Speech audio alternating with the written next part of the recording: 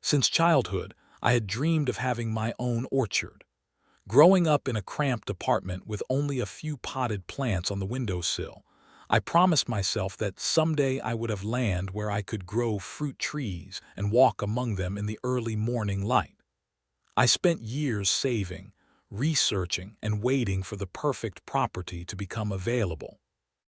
When my real estate agent called about a modest three-bedroom house on the edge of Maplewood Estates with nearly an acre of existing fruit trees in the backyard, I immediately scheduled a viewing.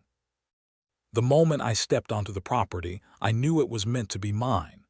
The house itself was nothing spectacular, a simple ranch-style home that needed updating. But beyond the backyard stretched my dream: 24 apple trees, several peach and cherry trees, and even a few plum trees. The orchard had been neglected for years, with overgrown grass and unpruned branches, but I could see its potential. It was slightly separated from the main neighborhood by a natural dip in the landscape, creating a sense of privacy and sanctuary. Before making an offer, I carefully reviewed all homeowners association documents. The property boundary maps clearly showed that the entire orchard fell within my lot lines. The HOA regulations were relatively standard: rules about exterior paint colors, lawn maintenance, and holiday decorations. Nothing mentioned shared spaces beyond the community park and pool on the opposite side of the neighborhood. All documentation confirmed what my agent assured me: the orchard was part of the private property I would be purchasing. I signed the papers in early spring, feeling a profound sense of accomplishment. The first weekend after moving in, I walked through my orchard at dawn, coffee in hand, planning the restoration project ahead. Many trees needed serious pruning, some might need to be removed entirely, and the soil would require testing and enrichment. But I was ready for the challenge. I purchased gardening tools, researched heirloom varieties to add to my collection, and began clearing the overgrown grass between the trees. The neighbors seemed friendly enough at first. Several stopped by with welcome baskets and introductions. "So nice to see someone finally doing something with that space," remarked one woman as she handed me a loaf of homemade bread. Another commented, "The community has really missed having fresh fruit from those trees." I did not think much of these comments at the time, focusing instead on settling into my new home and beginning my orchard restoration project. About 2 weeks after moving in, I returned home from work to find a family picnicking under one of my apple trees. When I approached them, they greeted me casually, as if their presence was completely normal. "Beautiful evening to enjoy the community orchard, is not it?" the father said with a friendly nod. I stood there momentarily confused, then politely explained that this was actually my private property. They looked genuinely surprised but packed up their blanket with apologies. The next day, I spotted an elderly couple picking cherries from my trees. The day after, children were climbing the sturdier apple trees while their parents chatted nearby. Each time I approached these visitors, they expressed the same confusion. They had always used this space. It was then that the comments from my welcoming neighbors began to make sense. Despite clear property lines and legal ownership, the neighborhood had been treating my orchard as community property for years. The previous owner, I would later learn, had been too elderly and intimidated to enforce boundaries. My dream orchard came with an unexpected complication: an entire community who believed they had rights to it. The first formal introduction to Corinne occurred about a month after I moved in. She appeared at my front door one Saturday morning, her blonde hair pulled into a perfect bun, wearing tennis whites despite the lack of courts in our neighborhood. Her smile was practiced but did not quite reach her eyes. "I am Corinne Mitchell, president of the Maplewood Estates HOA board," she announced, extending a manicured hand. "I wanted to personally welcome you to our community and see how you are settling in. We are so pleased to have someone taking such good care of the property." I invited her in for coffee, grateful for the chance to meet the HOA president directly. Karen walked through my home, making comments about the previous owner and offering unsolicited decorating advice. When we made our way to the back patio overlooking the orchard, her demeanor shifted subtly. "The community orchard looks wonderful with all the work you have been doing," she remarked, sipping her coffee. "Everyone is looking forward to the annual neighborhood picnic out there next month. It is quite a tradition, 15 years running." I placed my cup down carefully. "I think there might be some confusion. The orchard is actually part of my property, not community land." Karen laughed lightly as if I had made a charming joke. "Oh, that may be technically true on paper, but Maplewood residents have used that space communally since the development was built. Gloria, the previous owner, understood the arrangement." I went inside and returned with my property documents, spreading them on the patio table. "See here. The boundary lines clearly show the orchard falls within my property. I verified this with both the county records and the title company before purchasing." Karen's smile tightened imperceptibly. "Those are just technical details, dear. What matters in a community like ours is respecting historical use and neighborhood traditions. Gloria always allowed access. It would be rather unwelcoming to change that now." When I remained firm about my property rights, Karen's tone cooled considerably. She finished her coffee quickly, made a vague comment about discussing this further at the next board meeting, and departed with considerably less warmth than she had arrived with. 3 days later, an official HOA letter appeared in my mailbox. It cited me for unauthorized modifications to community amenities and restricting neighborhood access to established common areas. The letter referenced a bylaw about maintaining community standards, but included no specific rule that I had violated. It concluded with a warning that continued violations could result in fines. I immediately contacted other board members, hoping to clarify the situation. The treasurer, a middle-aged man named Robert, sounded sympathetic on the phone but ultimately deferred to Karen. "She has been president for 8 years now. Most of us just follow her lead on these matters." The secretary gave a similar response, suggesting I try to work things out with Karen directly. It became increasingly clear that while Karen held no legal authority over my property, she wielded significant influence over the HOA and the neighborhood social structure. Meanwhile, neighbor incursions on my property increased rather than decreased. Where people had previously entered the orchard somewhat tentatively, they now did so with an air of entitlement. One woman actually glared at me when I asked her children not to climb a fragile cherry tree. "These trees have always been for everyone," she informed me coldly. Another neighbor, helpfully, informed me that Karen had explained the situation to everyone at her weekly book club. The property I had saved years to purchase was being treated as public land, and attempts to assert my ownership were being painted as selfishness. One evening, I found a family harvesting several baskets of apples from my trees. When I approached them, the father said Karen had told them to help themselves before the new guy ruins everything. They had taken nearly 30 pounds of fruit without permission. What had begun as a minor misunderstanding was evolving into a coordinated effort to undermine my property rights. My dream orchard was becoming a source of stress rather than joy. Each morning I would look out my window to see what new invasion awaited, and each evening I would research my legal rights as a property owner. The idyllic retirement I had imagined among my fruit trees was transforming into a nightmare of boundary violations and community pressure.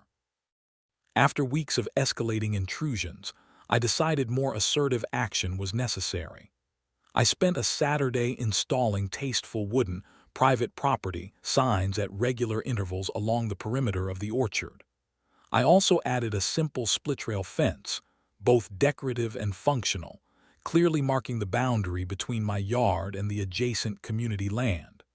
The fence was low, just 2 rails high, making it more of a symbolic boundary than a fortress. I deliberately chose materials that would complement the natural setting, while still sending a clear message. The response was swift and disproportionate. By Monday morning, a notice of an emergency HOA meeting had been posted throughout the neighborhood and emailed to all residents. The subject: important discussion regarding community access issues. The meeting was scheduled for Wednesday evening at the community center. I arrived at the meeting 10 minutes early, property deed and boundary survey in hand, only to find the room already packed with residents. Karen stood at the front, pointer in hand, beside a large display board showing a map of the neighborhood. My stomach dropped when I saw that someone had altered the map, shading my orchard the same color as the community park across the neighborhood. As I found a seat in the back, I noticed several neighbors pointedly looking away from me. Karen called the meeting to order with practiced authority. Thank you all for coming on such short notice. As many of you know, we have a situation developing regarding the community orchard space that has been enjoyed by Maplewood families for 15 years. She gestured to the doctored map. Our newest resident has taken it upon himself to restrict access to this shared amenity by installing unauthorized structures and signage. For 20 minutes, Karen presented a revisionist history of the neighborhood, describing how the orchard had always been treated as community property. She showed photos of past neighborhood events held there, carefully avoiding mention that these had occurred without proper permission. When she finally acknowledged my legal ownership, she dismissed it as a technicality that should not override established community use rights. When I was finally given the floor to speak, the atmosphere was openly hostile. I calmly presented my documentation, including the original developer's plans showing the orchard had always been part of Lot 42, my lot.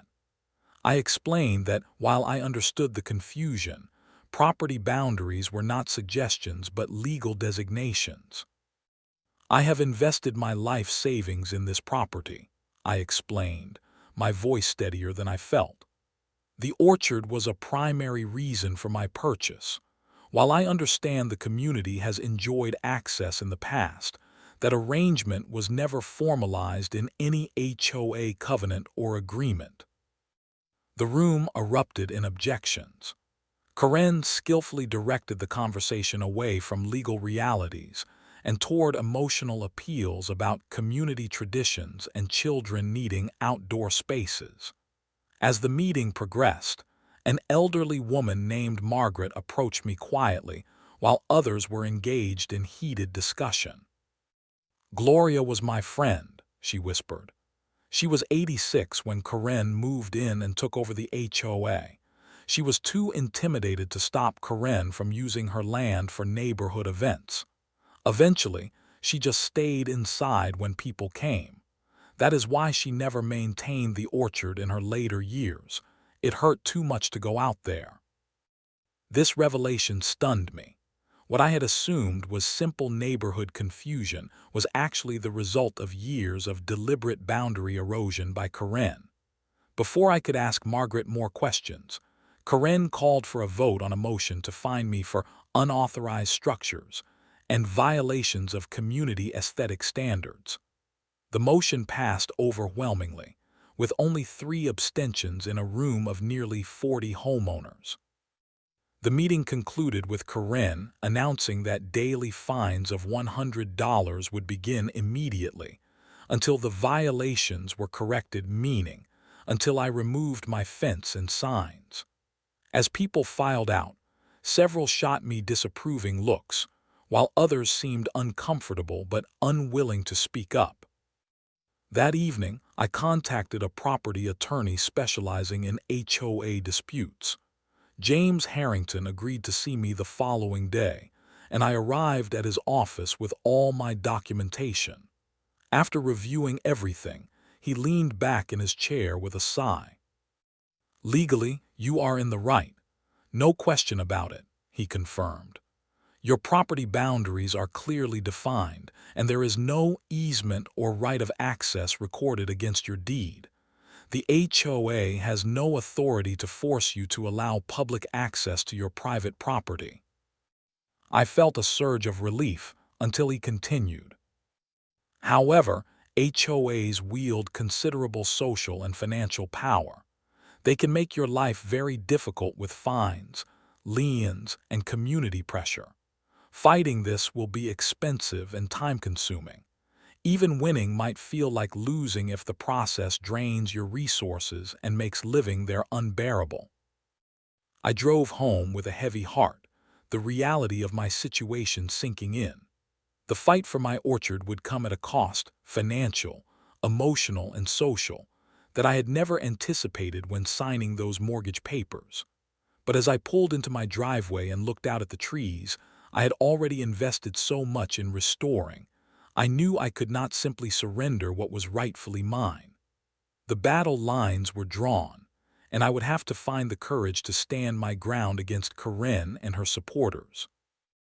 The confrontation that changed everything occurred on a brilliant Saturday in June.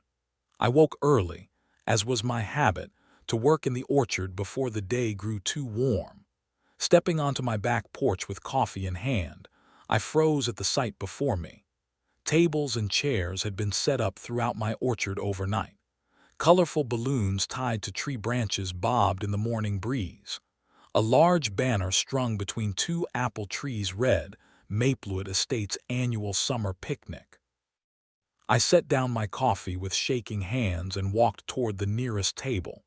A printed schedule listed activities beginning at 10:00 a.m., including a potluck lunch, games for children, and the traditional apple pie contest at 3:00 p.m. It was only 7:30, but clearly preparations had been underway since dawn, all on my private property, without my knowledge or consent. This brazen move came after weeks of escalating tension.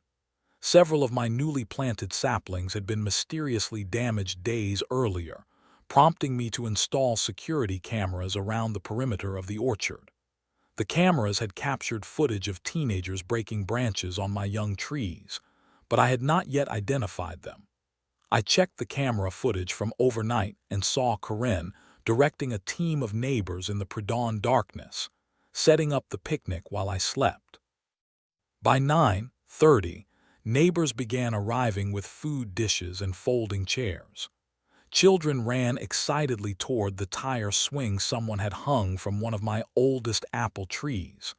I approached Corinne, who was directing the placement of a dessert table beneath a cherry tree. "Corinne, you cannot do this," I said, keeping my voice level despite my racing heart. "This is private property. You did not ask permission to hold an event here." Corinne turned to me with a cold smile. "This picnic has been held in this spot for 15 years. The entire neighborhood is attending. Are you really going to cause a scene and ruin it for everyone?" Her voice carried just enough for nearby neighbors to overhear. "I did not give permission for this event," I repeated more firmly. "Please move it to the community park where it belongs." Several neighbors were now watching our exchange. Corinne's expression hardened. "This is community property by established use. Your attempts to privatize it are selfish and against neighborhood traditions." She turned away dismissively and continued arranging plates. I stood there, unsure how to proceed without creating a greater spectacle.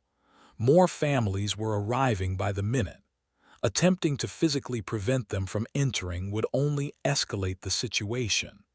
As I contemplated my next move, Corinne pulled out her phone and stepped away from the growing crowd. 30 minutes later, a police cruiser pulled up in front of my house. Two officers approached as Corinne hurried to meet them, gesturing animatedly toward me.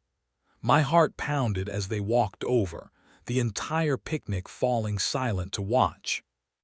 "Sir, we received a complaint about someone harassing community members and making false ownership claims," the older officer stated professionally. Corinne interjected before I could respond. "He is trying to kick everyone out of the community orchard. This space has been used by Maplewood residents for 15 years. Her voice carried across the now silent gathering, where at least 30 neighbors stood watching. "This is my private property," I explained to the officers, fighting to keep my voice steady. "I never gave permission for this event. I have documentation inside proving my ownership." The younger officer nodded. "Let us see your proof of ownership, please." I retrieved my property deed, survey, and closing documents, aware of the humiliation of having to prove ownership of my own land in front of a crowd of hostile neighbors. The officers reviewed the paperwork carefully while Corinne hovered nearby, her arms crossed tightly over her chest. After several excruciating minutes, the senior officer turned to Corinne. "Ma'am, according to these documents, this is indeed private property. The owner has the right to determine who can access it." Corinne's face flushed deep red. "That is impossible. This has always been community space. Check with the HOA." "HOA rules cannot override private property rights," the officer explained patiently. "If the owner asks you to leave, you need to comply." Corinne's composure shattered entirely. "He is stealing from the community," she shouted, her finger jabbing toward my chest. "He knew about our traditions when he bought the house. You will regret this." Her voice rose to a shriek as neighbors began reluctantly gathering their belongings. The officers stayed until the last neighbor had departed, tables and decorations removed under their supervision. As the police car pulled away, I stood alone in my orchard, surrounded by trampled grass and scattered trash. The victory felt hollow amid the palpable hostility. By evening, my phone began buzzing with notifications. Corinne had launched a social media campaign in the neighborhood Facebook group, painting me as a villain who had destroyed a beloved community tradition, and called the police on families and children. Her post included selective facts and outright falsehoods, claiming I had known about the community orchard status when purchasing the property. What had been a boundary dispute had transformed into something far more personal and damaging. I was now being portrayed as an enemy of the community rather than a homeowner defending legitimate property rights. The property battle had evolved into a campaign to turn an entire neighborhood against me, orchestrated by a woman who refused to acknowledge the truth.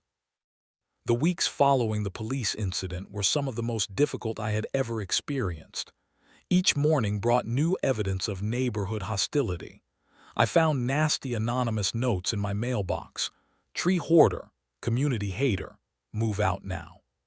Garbage appeared scattered throughout the orchard, fast food wrappers, empty cans, and once an entire bag of household trash dumped beneath a peach tree.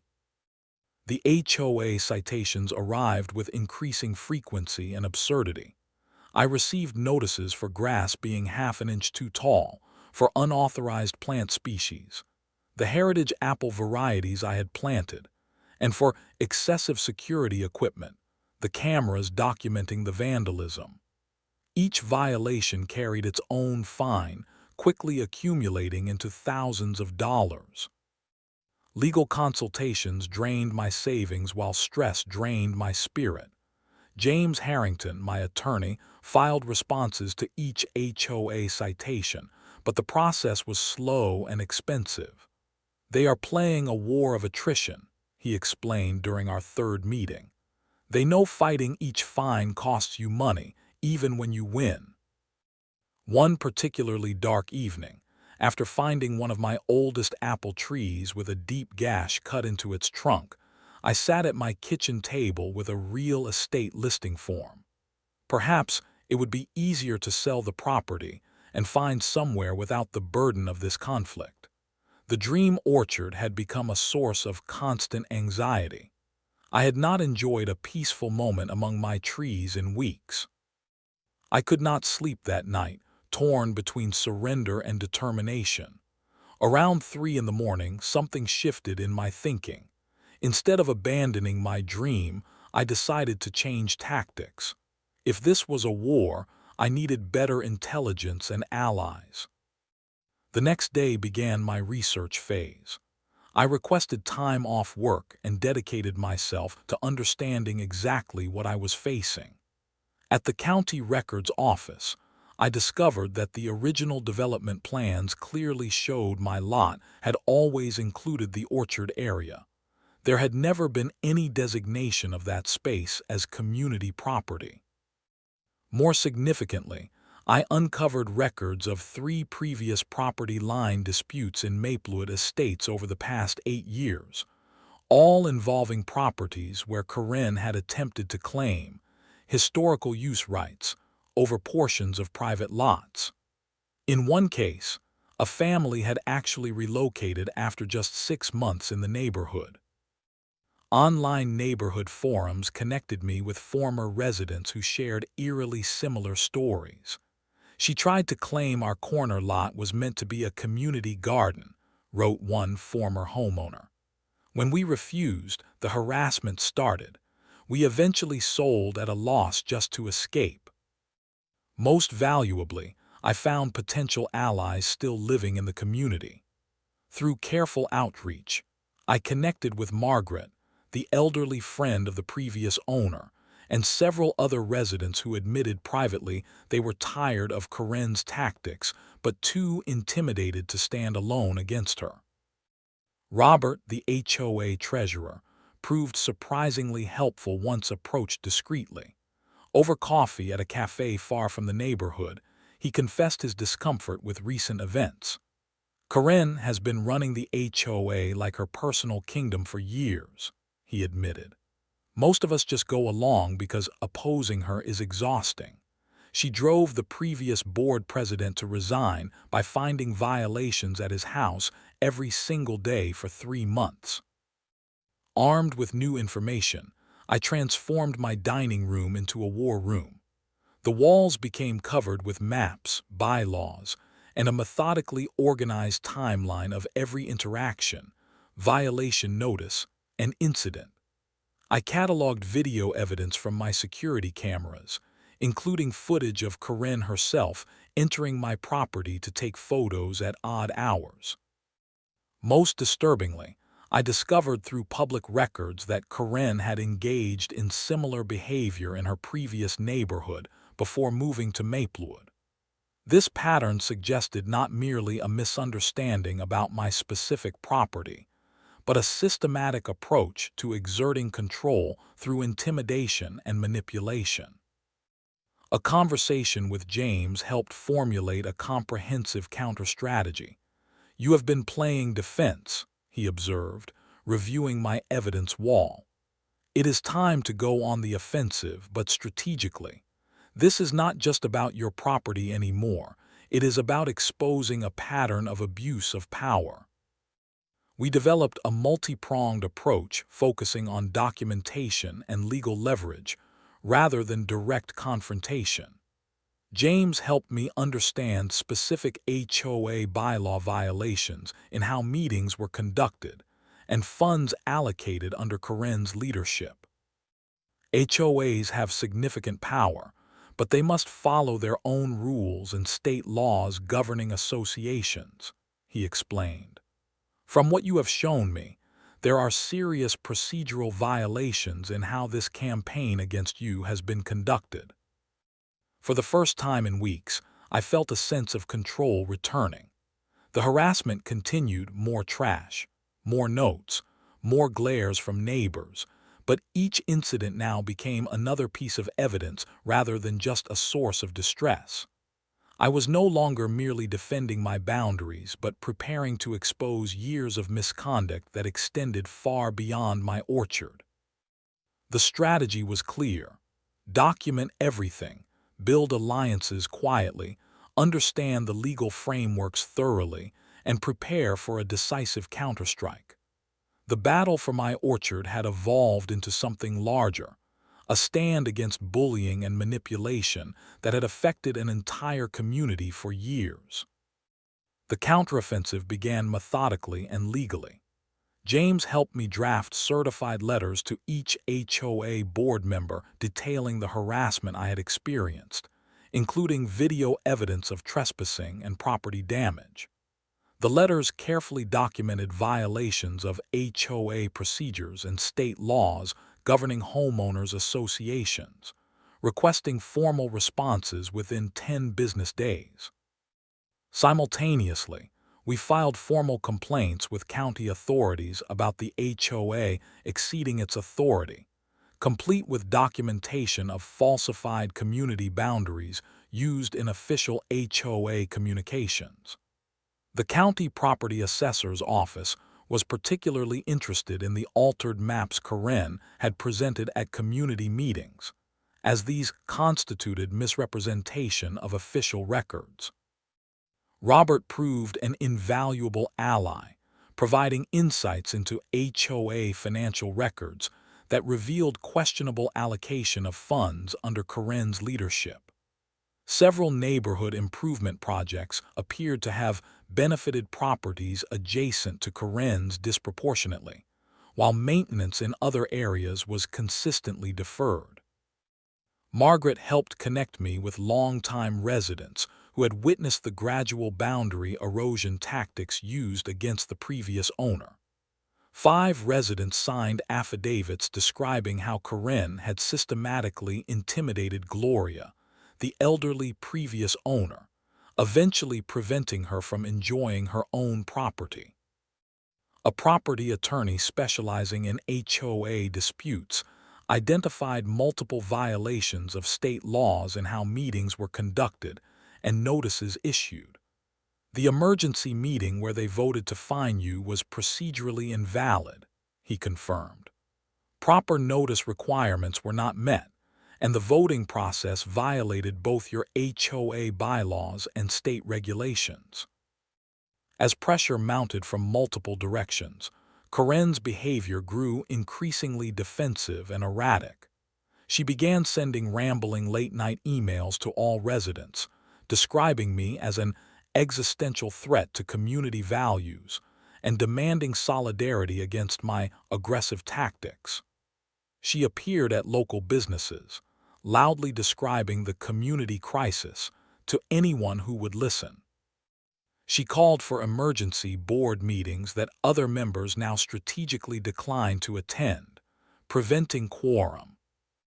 The culmination came at a special community meeting. I petitioned for under a rarely used bylaw allowing members to call for review of board actions. Karen attempted to block the meeting, but was overruled when Robert and 2 other board members insisted on following proper procedures. The community center was packed on that Tuesday evening, with nearly every household represented. Karen arrived late, clearly expecting to control the narrative as usual. Her confident smile faltered when she saw James sitting beside me at the front of the room. I had requested and received permission to make a comprehensive presentation before open discussion. For 30 minutes, the room remained silent as I methodically presented my evidence. I began with property documents and historical aerial photos proving the orchard was never community property. I shared testimonials from former residents describing similar boundary disputes with Karen. Most compelling was the financial analysis, suggesting questionable allocation of HOA funds under Karen's direction. "This is not simply about my orchard," I explained, my voice steady. "This is about a pattern of intimidation and misrepresentation that has affected many homeowners in Maplewood Estates." The most damning evidence came in the form of a video compilation showing Karen's contradictory statements, unauthorized entry onto my property, and the orchestration of the forced picnic incident. Seeing her actions documented so clearly, without emotional commentary, had a powerful effect on the audience. When I concluded my presentation, the atmosphere in the room had transformed dramatically. Where there had been hostility toward me, there was now uncomfortable shifting and whispered conversations. Several people who had actively participated in Karen's campaign looked particularly disturbed by what they had seen. Karen attempted to regain control, jumping to her feet and dismissing my presentation as creative editing and personal attacks. But her rebuttal lacked her usual conviction as she struggled to explain the documented discrepancies. When she claimed I had manufactured evidence, Robert quietly stood up. The financial records he presented came directly from our HOA accounts, he stated simply. As treasurer, I can verify their accuracy. One by one, other residents began to speak up with their own stories of intimidation. A woman described being threatened with violations after questioning landscaping expenditures. An elderly man recounted how Karen had pressured him to remove a memorial garden for his late wife because it violated aesthetic standards that appeared nowhere in the written guidelines. The meeting extended far beyond its scheduled ending time as years of suppressed grievances finally found voice. Through it all, I remained calm and focused, letting the community process unfold without further intervention from me. By the time the meeting concluded, the power balance had shifted perceptibly. Karen left abruptly when a motion was proposed to conduct a formal audit of HOA procedures and finances, not waiting for the vote that passed overwhelmingly in her absence. Walking home that night, I felt the weight of months of conflict beginning to lift. The battle was not yet won, but for the first time I was not fighting alone. The truth, methodically presented with evidence rather than emotion, had proven more powerful than years of manipulation and intimidation. Justice arrived not through dramatic confrontation, but through the democratic process of an emergency board election held 3 weeks after the revelatory meeting. Karen campaigned desperately to maintain her position, but her support had evaporated as the full extent of her deception became impossible to ignore. When the votes were tallied, she received only 12 votes out of 93 households. Robert was elected the new president, with Margaret and 2 other reform-minded residents joining the board. The new board's first official act was issuing a formal written apology to me, acknowledging the property boundaries of my land and the harassment I had endured. They voided all improper fines and violation notices, and established a committee to review and revise ambiguous HOA regulations that had enabled abuses of power. With Karen's influence diminished, neighbors who had been swept along in her campaign began approaching me individually with apologies and stories of how they too had felt manipulated but feared speaking out. One family brought over homemade bread and explained how Karen had convinced them I was trying to prevent children from having outdoor spaces to play. Another neighbor helped me repair the damaged apple tree, admitting sheepishly that he had believed Karen's claims about historical community use rights. I maintained the clear boundaries I had fought so hard to establish, but also recognized the opportunity for community healing. The split-rail fence remained, clearly marking private property lines, but I removed the more forbidding "no trespassing" signs, replacing them with simple boundary markers. The security cameras stayed in place, but their presence no longer felt like a necessary defense against daily invasion. When autumn arrived, bringing the orchard's first significant harvest under my care, I organized a proper harvest event, my property, my terms, with formal invitations and clear respect for my ownership. The response was overwhelming and heartening. Neighbors arrived with a different attitude, asking permission to enter and expressing genuine appreciation for the beautiful space I had restored. Tables laden with apple pies, fresh cider, and fruit preserves represented not capitulation, but the choice to share from a position of strength and clear boundaries. Children participated in apple picking under supervision, learning about the different varieties and proper harvesting techniques. Several neighbors commented on how much more enjoyable it was to be invited guests rather than entitled trespassers. Karen, having listed her house shortly after losing her board position, drove past the gathering one last time before leaving the neighborhood for good. Through my newly pruned trees, I caught a glimpse of her face, tight with anger, as she witnessed the community enjoying my orchard with proper permission and respect. Her campaign to claim my property had ultimately cost her not just her position of authority, but her place in the community she had tried to control. As dusk fell over the orchard, casting long shadows across the grass, I found myself sitting on a bench beneath my oldest apple tree. Margaret joined me, offering a cup of cider and quiet companionship. "Gloria would be proud of you," she said simply. "She never found the strength to stand up to Karen the way you did." I looked out over my property, truly mine now in both law and community recognition, and reflected on the difficult path I had traveled. The financial strain of legal fees had delayed some of my restoration plans. The emotional toll had robbed me of the simple joy I should have felt during my first months of ownership.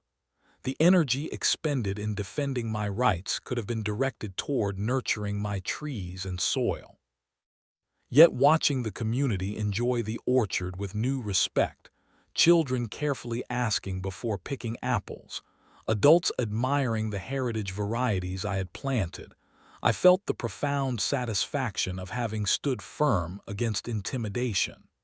The harvest being shared was sweeter for the battle fought to protect it.